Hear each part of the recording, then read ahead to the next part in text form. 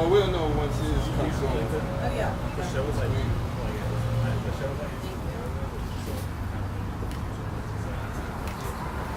You don't think it's this corner? I mean, it could be the antenna, but you don't know as soon as you touch the antenna.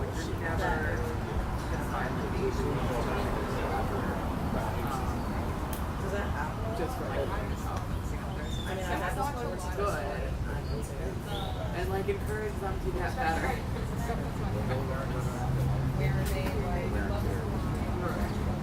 Like I've heard from a couple people.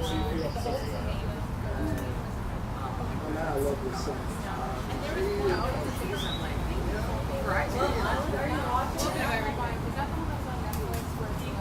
Dude, we literally came up, put our cameras in, and sprayed So like that is so many violent. I love those. Alex Earl loves it. I sent her some jokes to our group chat. It's just to like, I know everyone's been dreaming about this, so your day has finally come. And then she was like, had so many questions for me. She's like, what is this? Who made it? What's going on? How much is it? Where do they make it? I like the firefly. Oh my god, then she's like, ready a story? And I was like, I can. And she was like, right when I said, like, they're really emphasizing like, they're stories. And then she was like, add 10 more things to it.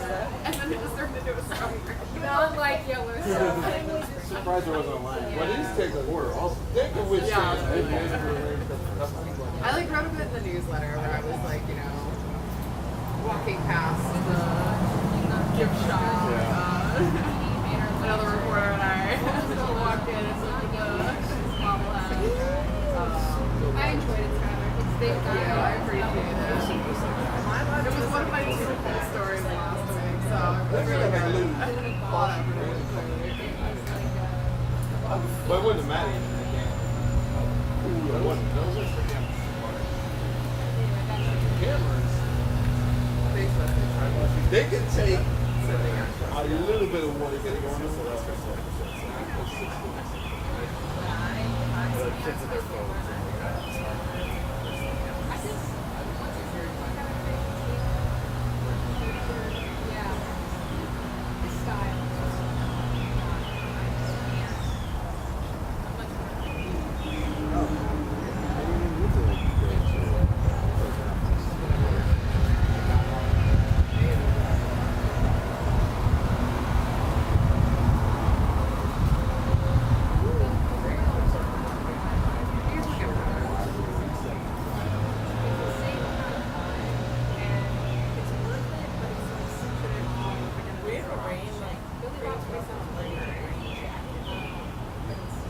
But even like,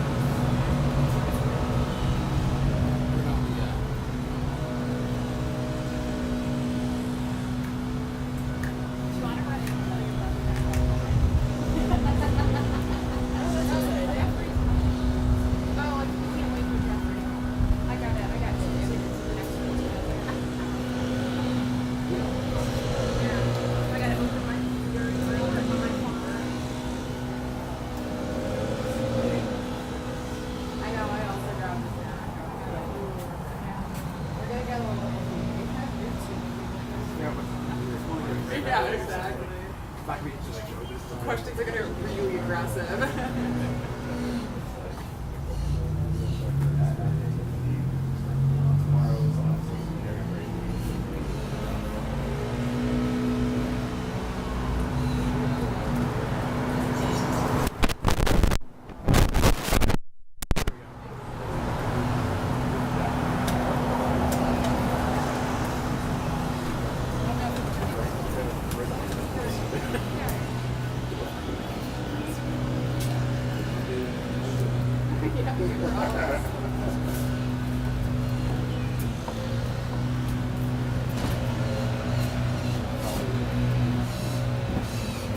Good morning.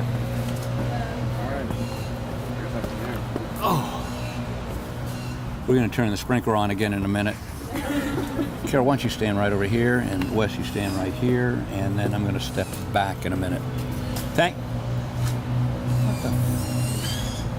that bother y'all? No. Okay, bothers me. Thank you for coming this morning.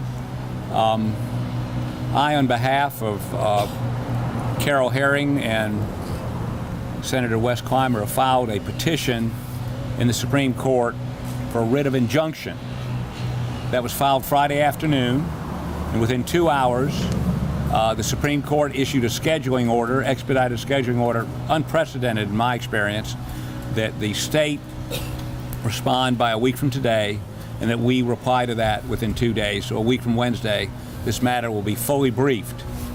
Now, y'all have all received a copy of the petition. I'm not going to go into the minutia on it, but it simply says that the legislature voted itself a raise in violation of the South Carolina Constitution. We believe case law is on our side. We believe that there are a number of other precedents that will support our position. And it says, and those precedents say this, and the Constitution says this legislature is free to vote a pay increase, but they can't vote a pay increase for themselves.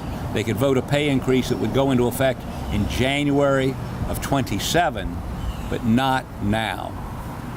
So I'm going to let, if y'all want to ask questions about the legal piece, I'll be happy to answer those, but after that, Wes and Carol will be available to answer the motivation piece of all that, which y'all don't give a crap about the law, so I'm sure that's going to be more. Y'all recording that, right? Okay, any questions about the legal piece? So, the Constitution says per diem. How are you defining per diem? The same way our courts have defined per diem in the 1800s, in the 1900s, and that is per diem is whatever they get. Remember now, there was when this process first started in the 1800s, there was no salary, there was no in district expenses. It was all per diem. Now, what's happened since then is they get a salary and they get a in-district expense, which they pay taxes on. That's income to them. That is not reimbursable expenses. A per diem is to reimburse your expenses in traveling to Columbia, staying in Columbia, buying food, getting a hotel room, etc. So this is income. They've increased their income. So, as a former legislator and as a current legislator, I'm just wondering, how do you guys currently claim in-district expenses? Because if people keep saying, it's essentially, expensive, and you guys say that it's I'm sorry, you have to speak up just a little louder. So do you need to exceed? Like, how does that work? No, I mean, Do you want me to answer that? yeah, this is Okay, okay, let's change places. All right. So the current in-district expense at $1,000 a month arrives in legislators' bank accounts via direct deposit every month. There are no receipts required to submit for reimbursement. It's just a $1,000 deposit into the account. Legislators are free to expend those funds however they deem appropriate, and the Internal Revenue Service taxes it as income. So this is income, and the in-district expense as appropriated in the budget is a thinly veiled increase in legislators' income. It is a pay increase that takes effect in real time. And so the constitutional principle implicated by that, as Senator Harpootlian said a minute ago, is that regardless of how you feel about a legislative pay raise, this is the wrong way to do it. It violates the Madisonian principle that the legislature cannot take the people's money and appropriate it to themselves in real time. If there is to be a pay raise, the pay raise can only take effect after the people, by way of election, have had an opportunity to decide who gets that pay raise and who does not. And this constitutional principle is so important to the quality of good government and the way legislators think about their jobs that we had no recourse but to bring this suit in order to stop it in its tracks before it can go an inch further. Can you just clarify, why is the respondent the treasurer? Because the treasurer is responsible for dispersing the checks. Ms. Herring? Good afternoon. I'm Carol Herring. I am a retired educator from a couple of different South Carolina schools. I have been a friend of Wes Clymer's for several years, appreciated the service that he's given to our state and to my region. When he asked me about this, I immediately wanted to be a part of it. For the reasons that he has expressed, I am concerned that we are sending people to Columbia to serve in the General Assembly in two parts, that somehow this is being seen as more of a job rather than a part-time service to our state. And on the second part of that, several of the issues that many of us cared so much about didn't even get considered. This was pushed aside, and at the last minute we ended up with a pay raise for the General Assembly, and I find that to be counterproductive in terms of being a good servant for our state. Senator Clymer, can you talk a little bit, you explained exactly how this money gets into bank accounts, but can you talk a little bit about just sort of the money that you have to spend in general I mean, it is a part-time job, but it is a full-time job essentially throughout the year. We've heard from other senators about not only just how expensive things have gotten, but people's districts are so large, especially in the Senate, they are spending a lot of money on office supplies, on staff, on travel. Can you just talk a little bit about Sure, let me say this at the outset. Everyone who's in the General Assembly now knew what the salary was when they chose to run. This is not a surprise. And so the bait and switch on the taxpayer after the elections have happened for legislators to appropriate themselves more of the taxpayers' money in real time runs afoul of basic constitutional norms. Now, to your question around the expense of serving, the whether legislative pay is at the appropriate level or not, those are the types of questions that ought to be answered through the regular legislative process with a bill that moves through committee, so on and so forth. Not a proviso that snuck into the budget at the last second. One chamber of the General Assembly didn't even vote on it in an up or down fashion. And so our point with the lawsuit is that irrespective of your view on a pay raise, whether one is merited or whether it's not, this is the wrong way to do it. And we are standing here and have filed this suit in order to protect or to defend the constitutional safeguards, again, against the General Assembly appropriating itself taxpayer money in real time. Let me, a procedural matter I failed to mention. I received a call this morning from Ken Moffitt. Okay. It's procedural. Y'all really want to get this? Okay. I received a call this morning from Ken Moffitt with the Senate, and he asked permission for the House and the Senate to intervene. So they, in addition to the treasurer, they're going to intervene on behalf of the House and the Senate. I relayed that to, I had a call from Representative Joe White this morning, who voted against, I think the House actually voted against this pay increase. And he and others are going to challenge, I'm told by him, leadership's decision to intervene, because they'll be spending, in his words, spending more of our money to give a pay increase to House members who voted against it. But you may want to give Joe White a call. Senator Clymer, on that note, House members were sent a form if they wanted to opt out of the pay increase. Were senators given that option as well? And have you, or do you know of any other senators who have told the clerk that you just want to opt out of it? Yeah, the clerk of the Senate gave an opportunity for senators to reject the pay increase if they wish. I have informed the clerk that I don't wish to receive the pay increase. Did they give you a deadline to make that decision? I don't recall seeing a deadline, but I just responded. He sent an email, I responded to the email. And that has no impact on the constitutionality of the provision. You're doing this pro bono still, correct? Sort of. So, why'd you get involved? Can I stand here for a switch. moment? This may take a minute. Wes Clymer and I worked together in the Senate for 6 years. He and I share a common interest in protecting the state fisc to ensure, I mean, we both opposed most earmarks. We were very vigorous in attempting to make sure that earmarks didn't go to fictional nonprofits.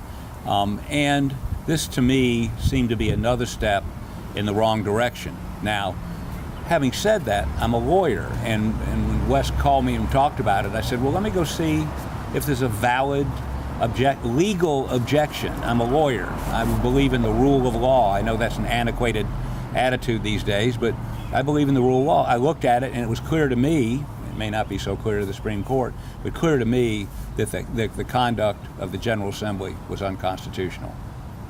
And just to clarify on the timeline, you've asked the Supreme Court to quickly intervene. The respondent's been given, what, by Monday? A week, well, yes. And I think that this is extraordinary. I've never seen anything like this. We filed this petition on Friday afternoon, and normally you would serve it, which you do by certified mail, and once they get it, they have a chance to respond, which sometimes could take a week or so. Within an hour and a half of us filing it, Brenda Shealy from the Supreme Court sent an email to the Attorney General saying the court has decided that whatever responses are filed,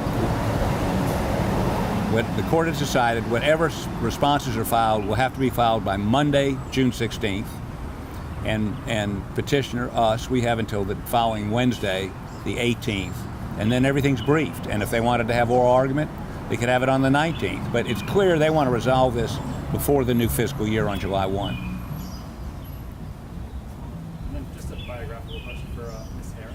Hey, Wes, let me step. I know you mentioned that you're just getting involved as a private citizen. Are you involved in any groups? I was just looking you up earlier. I saw you were with the Federation of Republican Women. Is that still accurate? That is accurate. I am an officer with the state Republican Women and also with the local York County Republican Women. And you just joined this suit as a private citizen? I am doing it as a private citizen. I just feel like someone had to stand up and say the people of South Carolina need to have a voice in this, and Wes offered me the opportunity. So I think if more people were aware, especially that they voted for themselves to have the pay raise rather than what the Constitution says that needs to be for the next General Assembly seated in January 27, that makes a big difference to the people of South Carolina. Was it necessary to have a non-lawmaker on the lawsuit? No. No. I mean, he's got a right to sue, she's got a right to sue. There's no legal prohibition against Wes Clymer suing the treasurer. You mentioned that the House and the Senate are likely to get involved. Was there any consideration about suing someone beyond the treasurer? Well, I mean, no, because this was for injunctive relief, stop somebody from doing something. I mean, for the sake of argument, if we didn't file it as quickly as we did and it went past July 1, we'd have to try to claw back money from legislators if we won. We want to avoid all that. The only way to do that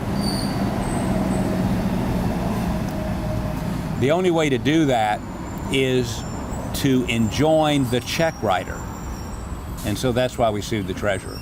And of course, when you do that, you send a notice to the AG's office because they seek to defend. Of course, as I said, the House and the Senate want to intervene, and the more the merrier. You know, if there's something we've overlooked or something they think is relevant to this issue, I mean, look, is it bad policy?